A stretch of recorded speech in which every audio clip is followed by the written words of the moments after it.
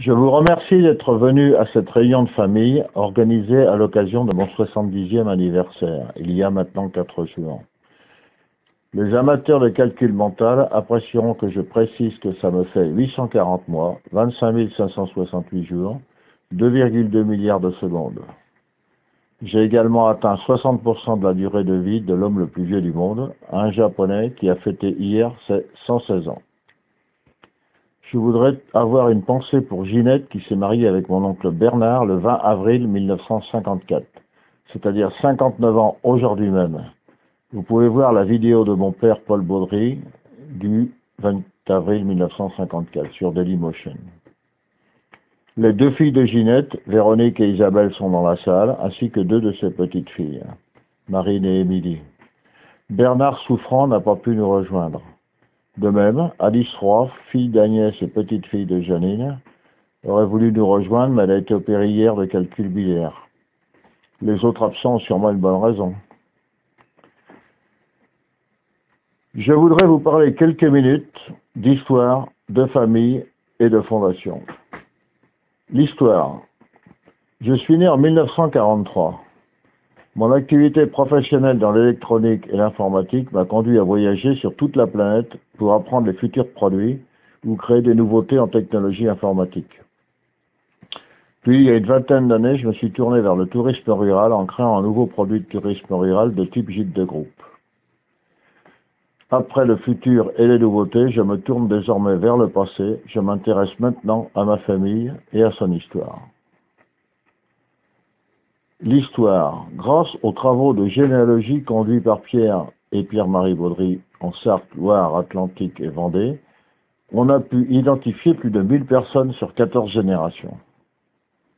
Dans ce tout petit village de Saint-Denis-d'Orc où nous sommes maintenant, nous avons découvert qu'un couple de nos ancêtres, Jean Langlois et Jacqueline Escorcier, se sont mariés. C'était le 10 mars 1631. Louis XIII était alors roi de France et Richelieu était son premier ministre. Il y a donc près de 400 ans que l'on connaît cette branche de notre famille.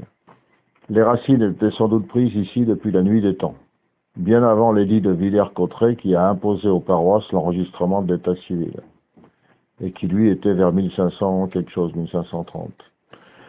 381 ans plus tard, le 26 août dernier, je vous dis ça pour la petite histoire, ou peut-être la grande histoire, qui sait, dans ce lieu des Faucheries où nous sommes, un successeur de Richelieu qui a été Premier ministre de la France pendant 5 ans, a lancé une campagne pour rassembler son mouvement politique. C'était François Fillon. La famille.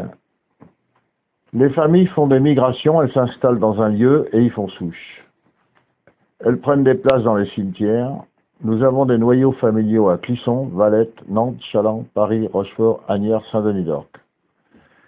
Il ne reste plus Challans ou Rochefort où il n'y a personne dans les cimetières. Il reste Gilles à Clisson où il y a beaucoup de gens dans les cimetières. Les registres d'état civil et les cimetières tracent l'histoire des gens ordinaires que nous sommes. Je suis d'ailleurs un farouche opposant à la crémation, qui est un effacement de l'histoire et une destruction de données génétiques. Je trouve que c'est aussi iconoclaste que de brûler les données de l'état civil. Je me suis donc occupé il y a 40 ans de maintenir un noyau familial dionysien. C'était pratique pour la famille d'avoir un lieu de vacances pas trop loin de Paris et de l'Ouest où vivaient mes parents. Il y a 20 ans, j'ai consolidé la présence familiale en fondant l'activité tourisme rural.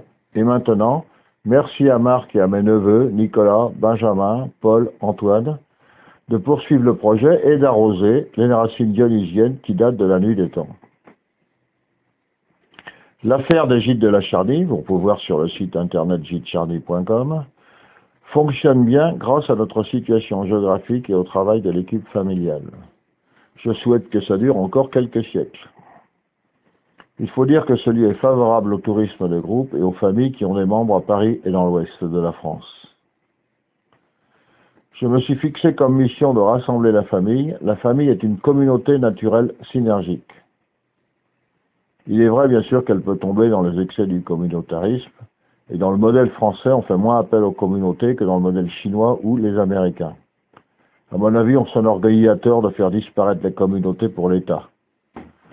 Dans une famille, l'entraide est naturelle, Si quelqu'un s'élève, ça doit être bon pour tous. Synergie veut dire 1 plus 1 égale 3. Et si quelqu'un monte une marche, toute la communauté s'élève. L'individu enrichit le groupe et le groupe enrichit l'individu. Fondation. Votre présence montre que vous êtes intéressé comme moi au rassemblement de la famille. Je vous annonce aujourd'hui la création d'une fondation familiale dont l'objet sera de rassembler les données, les personnes, les objets qui caractérisent l'histoire de notre famille. La fondation aura les moyens financiers nécessaires et importants s'il le faut. Une mission d'entraide, elle pourra aider les projets des jeunes sous forme de prêts personnels ou de donations. Elle devra privilégier le long terme. Merci.